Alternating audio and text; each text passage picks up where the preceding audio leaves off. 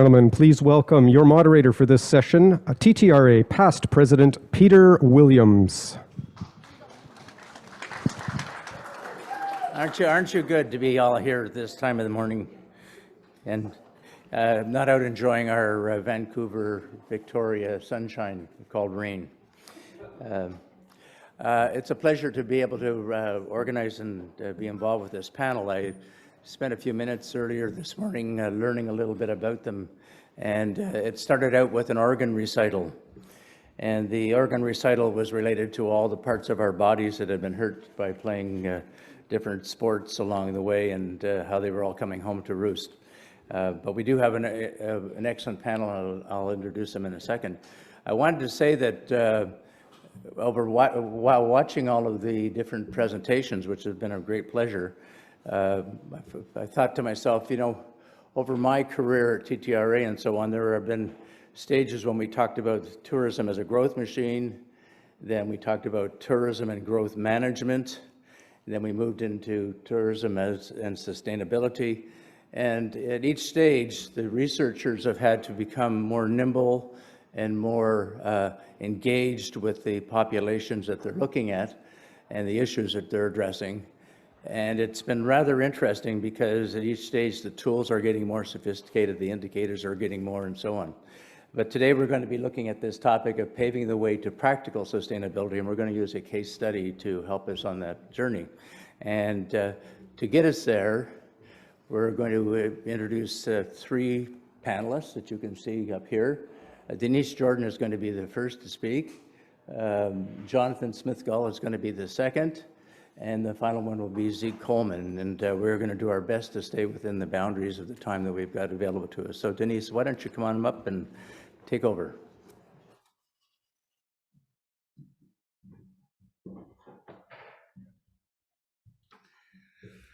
Hi, good morning, everyone. Thank you, Peter, for the introduction, and thank you, TTRA, for having us here, and thanks to Victoria as well for hosting us. I am Denise Jordan. I'm from the Utah Office of Tourism, and I am the Analytics and Research Manager for the office. And today, you get to hear from me about Utah's strategy and our own evolution to incorporate sustainability initiatives into our longer-term vision. I'm not sure how many of you might be familiar with our strategic plan and what it's called, but it is our Red Emerald Strategic Plan. And that plan is our North Star guiding us and our efforts as we move forward. I think a lot of the things that are incorporated into our strategic plan are things that most destinations are familiar with and that many are seeking out on their own as well. We have several imperatives that roll up into that plan, and an example of one of those items would be focusing on quality visitation and not necessarily just quantity of visitors. And I know a lot of people have talked about that in some of the different sessions, but understanding how to drive the longer visits, how to get people to spend more time in the community and participate in more activities within your communities, and ultimately really an effort to spend more money overall. And then we also focus on distributing visitation, and I know that's similar to what a lot of destinations are doing, but whether that's by season or day of week or time of day, and then also working with different communities themselves who might be interested in increasing their visitor economy and trying to drive visitors to those different areas. So those are just a few of our imperatives that roll up and that incorporate some sustainability initiatives as we're moving along. And then we also have our Forever Mighty initiative, and that Forever Mighty initiative is relatively new for us. We launched it in 2019. And that's basically the consumer-facing manifestation of this internal guiding document that we have that helps us talk to the visitors and help them understand maybe how to be better visitors in a certain community, what the community is expecting of them. And so I'm going to kind of lean into the community-led visitor readiness element. And talk about a little bit about, we've heard with a lot of sustainability initiatives, or even the definition of sustainability, that a lot of people have different definitions, and it might mean something different to a different person in a different circumstance. And so not only is it a little bit difficult to define, but our office has found that it's also a little bit difficult to measure. So I'd like to talk about a couple of ways that we've been attempting to measure some of the efforts that we've been embarking on. I mentioned in one of the breakout sessions a couple of days ago, maybe some of you heard me talk about it, that we recently went through the process of doing a pretty comprehensive resident sentiment survey in the state, and we took the time to do a statewide broad survey, and then we also did a second survey to try to understand what was happening in 14 different areas of the state of Utah, some of which are more impacted by tourism than others, and really understand what the differences are in those communities. And then we've committed as an office to following on what we've seen and trying to incorporate some of these metrics and watching them longer term, possibly doing outreach a couple of times a year to see if we're moving that metric with some of the initiatives that we're pursuing. So what did we see? Well, statewide, we saw that 59% of residents statewide said that they felt that the positive aspects of tourism did outweigh the negative aspects of tourism. This was a surprising number. I think that we're so used to hearing from the vocal minority with some negative voices. And so seeing this number was good for us, but we also understand that this broad number for a state the size of Utah, with the diversity of areas in Utah, isn't necessarily the number. We also know that we have work to do. We might have seen that only 22% of people in one area said that they felt this way, whereas in another area, almost 80% would have felt that way. So recognizing that we do have some work to do. We also, excuse me, one of the other metrics that came out of that survey that was really encouraging was that 81% of the residents did say that they felt that we should be collaborating with communities and really leaning into the community-led visitor readiness element. And so that was really encouraging. And then we also tried to use this survey as a baseline for some of these Forever Mighty initiatives that we're embarking on. And some of those metrics that we saw affirmed that the things that we're pursuing and that we're focusing on are the right elements. And so we saw that 86% agreed that we as an office should be educating visitors to help minimize impacts within the state. 85% of them agreed that we should be working to protect our natural resources. Over 70% said that we should that the protection of natural resources is in fact compatible with tourism. And then over 60% agreed that long-term planning helps to reduce the potential negative impacts of visitation in certain areas.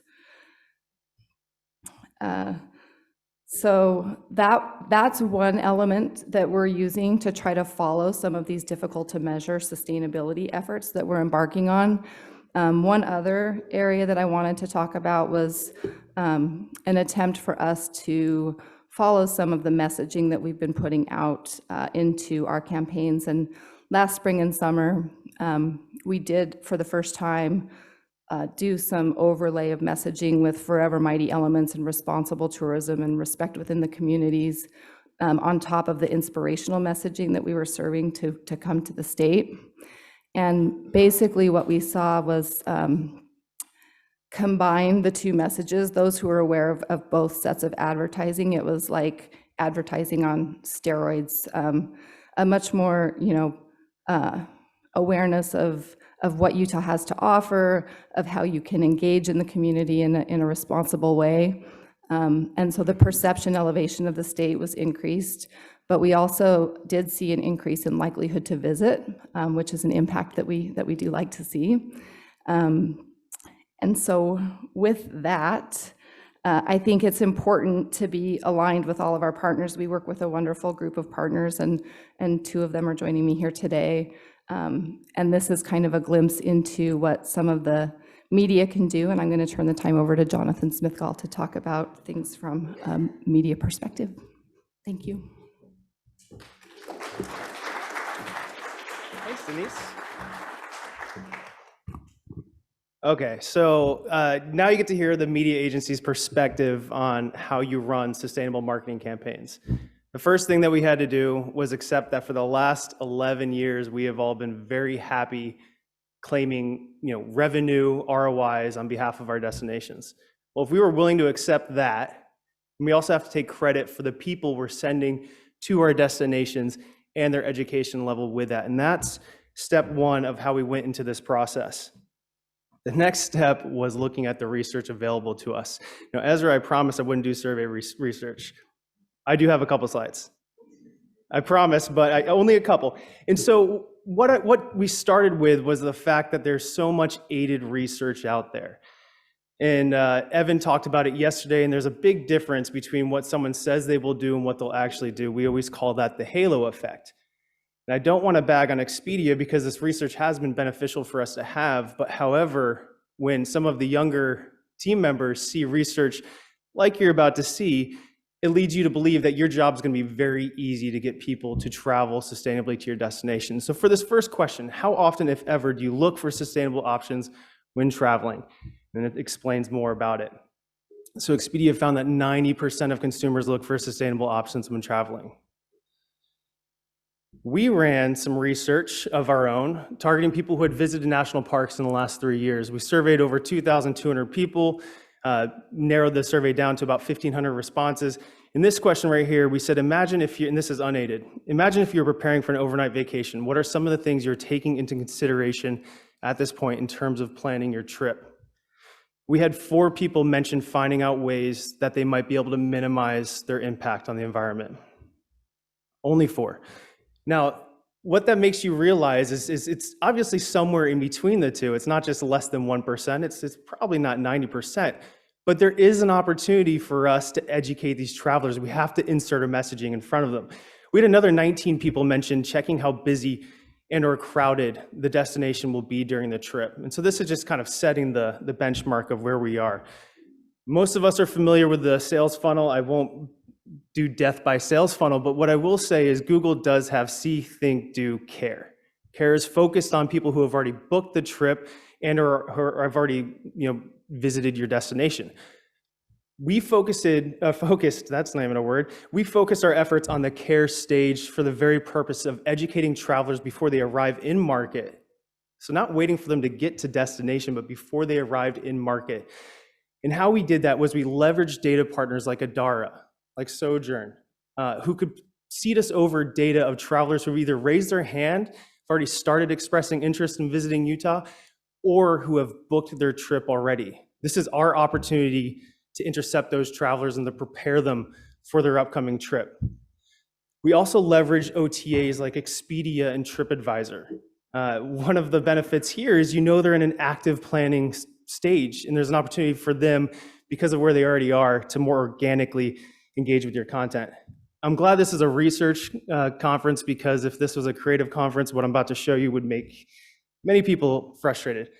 We worked with TripAdvisor to build creative for us rather than, I hate saying this publicly, rather than having the creative agency do it, because we wanted the branding to feel like an organic experience, like you're still on TripAdvisor.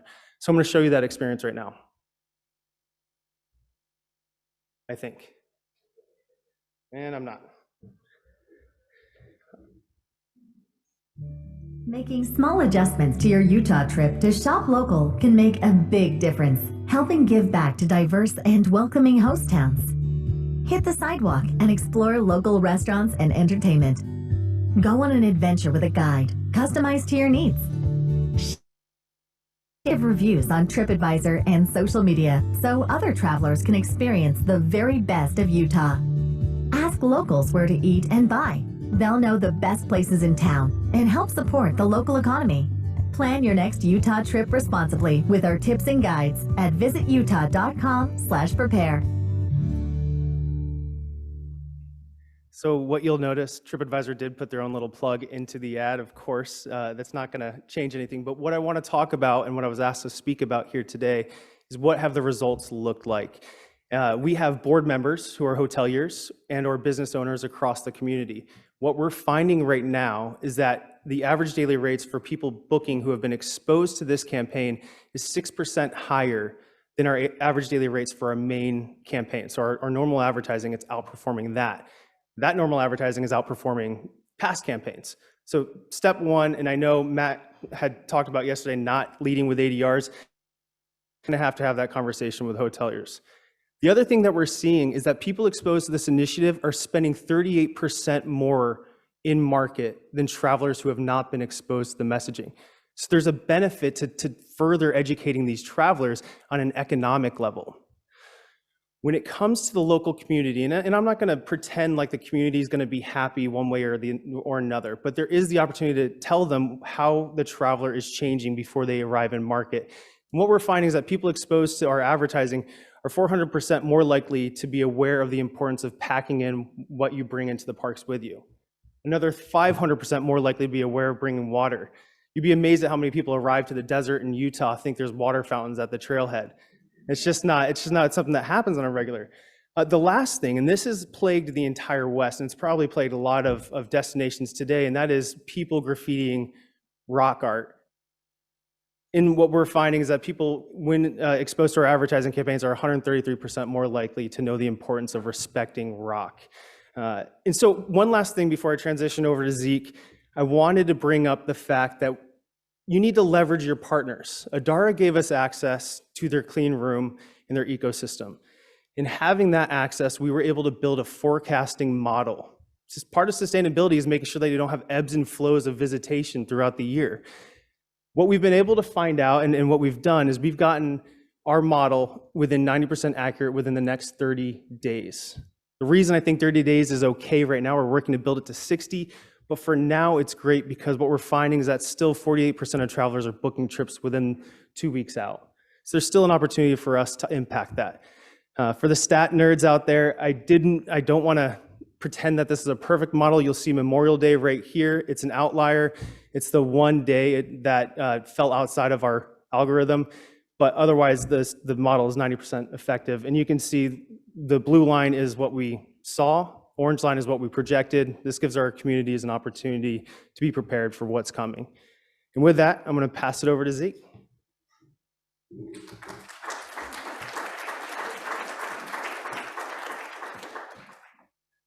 All right, those are really tough acts to follow. I'm kind of blown away myself. That's cool.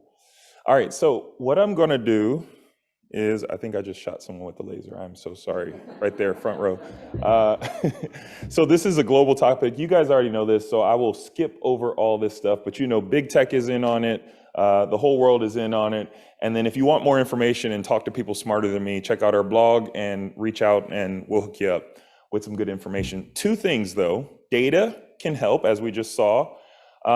Quick note about Adara, this is the group of data partners that we have where all of their data is actually flowing into our system. So what Jonathan's mentioning about a clean room solution, a cookieless solution, it's all kind of backed up and powered by this data. So this is airline data, hotel data, Marriott, Choice Hotels, Ticketmaster Evite, so event data, Live Nation, open tables, so we have all of the reservations and dining data. This can be used for targeting, for measurement, and for reporting. What's kind of unassuming about this is that each one of those logos encompasses all the different brands associated with each one of those logos. So with Marriott, you have luxury, premium, select, longer stays.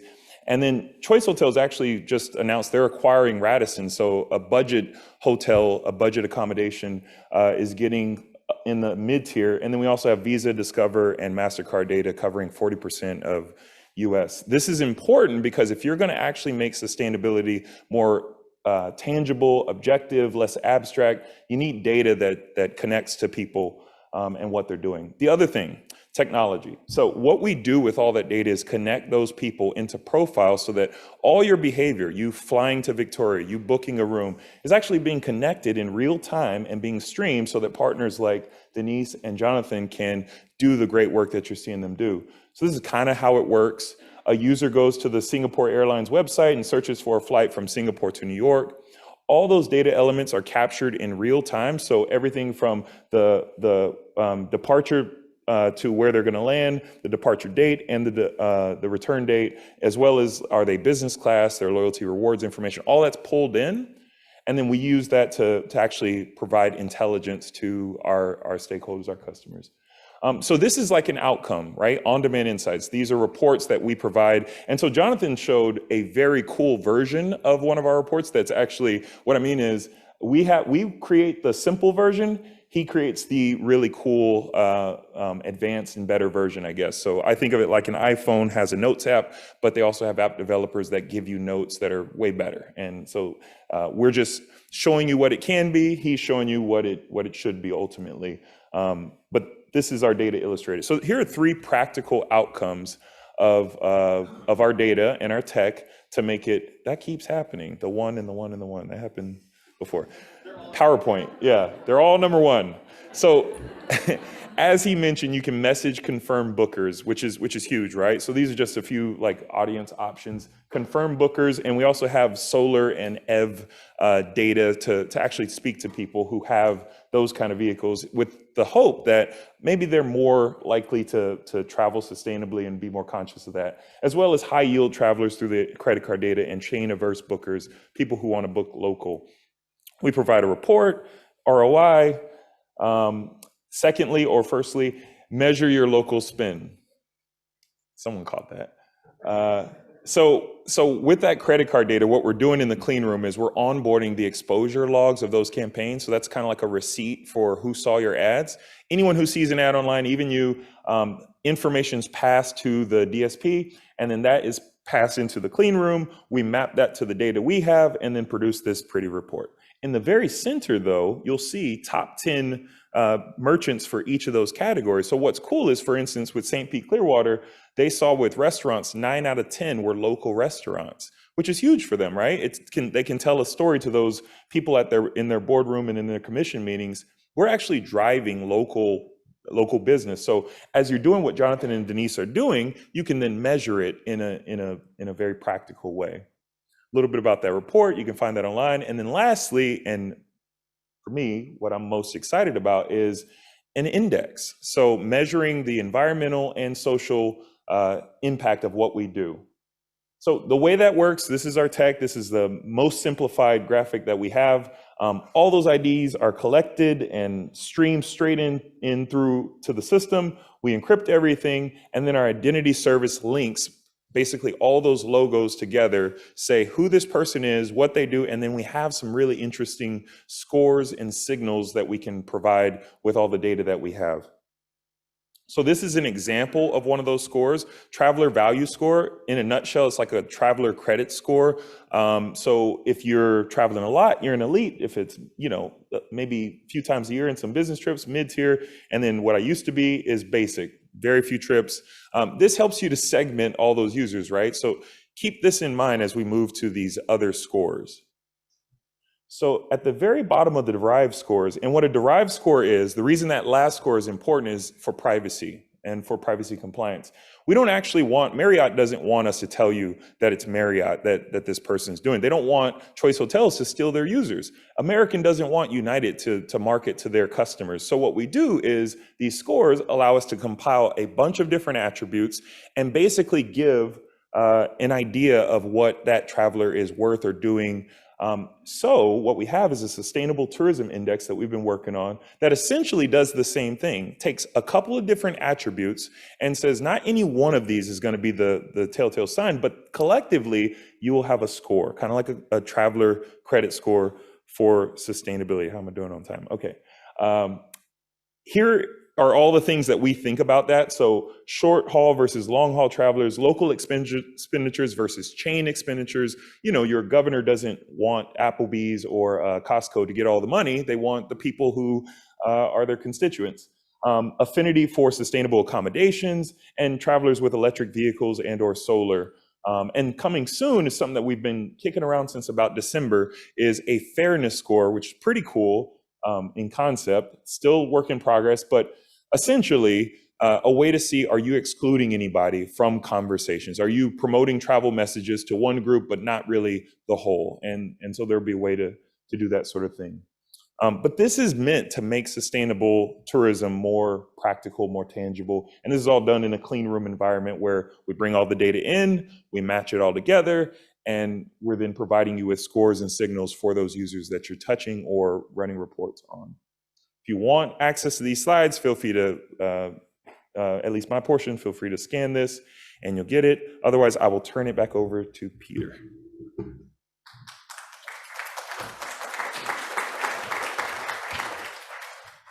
Thank you very much. Excellent presentations and right on the money. I was watching you so carefully here.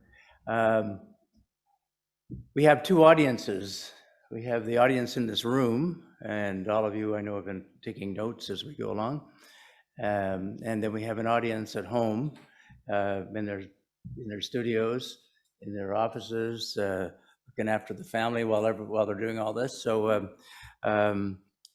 floor is open to questions, and they're quite willing to address them. I've got some questions for them as well. So if you want to think for a couple of seconds, then we can get onto those from the floor, or maybe someone's got a hand waving back there and wants to get on right away. Yes, please. Okay, not necessarily a sustainability question, but I questioned a discussion this morning I had at breakfast, and we couldn't answer the question. So I'm hoping maybe Zeke can answer the question. The question was when to start to communicate to a traveler if you're very upper funnel, like states are and so on. If you're serving up your advertising at time of booking, you're too late. Now, the question is, if your inspiration to get on the consideration list, how do you know the timing of that? And what data are you using to do that? Because at this point, maybe survey data might tell you, but we're all kind of, okay, so tell me what to do. Fantastic question. There we go. We have intent data, which is pretty unique to Adara, meaning we see when someone goes on an OTA like Kayak or Trivago or on a hotel directly and begins to search for trips.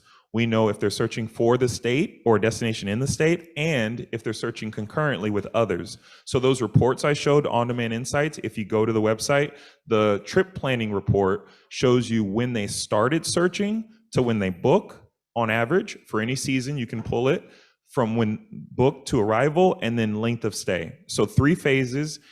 The initial view is for flight and hotel, and it's kind of holistic. And then we break it down by origin market and show you the differences between those markets. So that's that. I wish that I had that report when I was at Visit Savannah, actually, because I had the same question. So that report can at least show you, on average, the deterministic data related to actual real world bookings. And you can pull that. In fact, if you scan that code or if you shoot us an email, I'll make sure you get a free one. Everybody. You know, it's if they're starting to look at the flight and the book and the hotel and stuff, they've already decided pretty much what they want to do. But if you're just saying, where do I want to go on vacation or whatever, is there data that can say, okay, so you want to get on that consideration list. But as I said, what you're telling me still sounds like it's too late. So there's one more. So the Lost Opportunity Report looks at people that are searching for your destination and at least one other, which the assumption would be they're not decided. And there are, I know TripAdvisor has put out studies that say like 55% of travelers, at least on their side, are undecided. So I don't know how true that is, but I know the data does show you can actually target or know who those people are and at what point. I mean, you can get in front of them at the right time. So in a clean room environment, and Jonathan probably can answer this a bit better even, you can actually pull those audiences and get in front of them right on time. Okay. You got any solution to that problem? So if I can get this mic hot, honestly, it's not too late. If the person is in the consideration set and they're between your destination and one other destination, that's when they want to see this information. It's expensive to intercept travelers with this type of messaging if you're not even in their consideration set. And so I would say 2 weeks out actually to me is the perfect time, because it's still going to be top of mind once they arrive in market for best practices of how to visit your destination. And one more thought, it just dawned on me. We have something called AI audiences, which basically predicts who's going to travel before they do. So what we're doing is normally you'd come to a DAR and you say, I want people searching for X destination, or I want people searching for my competitor. What we can do, because we have a pretty big universe, is we're looking at everybody who's got intent and everything they're doing leading up to that. And our system is basically picking and identifying who's likely to do that. And at a very high clip. Now, it's a smaller audience, but the conversion rate is about 20 times better than anything out in the wild. And like our enterprise customers are eating it up. It's fairly new this year, but really powerful stuff. So that could actually do what you're describing, and at scale, we can scale it, but just take some time. But that's one. AI audiences could do that. Okay, all right, thank you. I apologize, but we don't have any more time to do this in here. But thank you for that question. I think our panel, I've got a sense of them today. They'd be glad to talk to you out in the lobby about what they're up to. And for sure, you'll find out that not only are they very much specialists in their field, but they're pretty nice people to be around. So let's give them a little hand of applause.